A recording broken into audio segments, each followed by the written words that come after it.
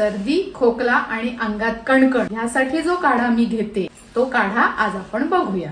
पावसाळ्यात या दिवसात खूप जास्त उपयुक्त। साहित्य: गवती चहा, तुळशीची पानं, दालचिनी, मिरी, लवंग, वेलदोडा, हळद, आलं, गूळ, धनेपूड आणि चिमूटभर ओवा। 3 कप पाणी गरम करायला ठेवूयात।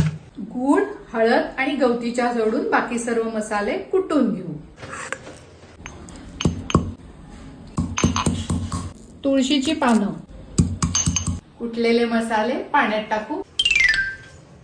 आता टाकूयात गवती चहा, धनेपूड आणि ओवा।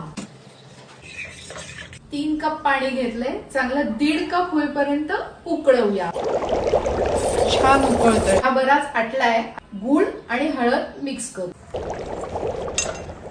काढ्याचा घमघमाट पूर्ण घरभर पसरलाय। थोडंसं शेंदेलोण किंवा रॉक सॉल्ट। काढा तयार। 3 वेळा घ्यायचा दिवसातनं।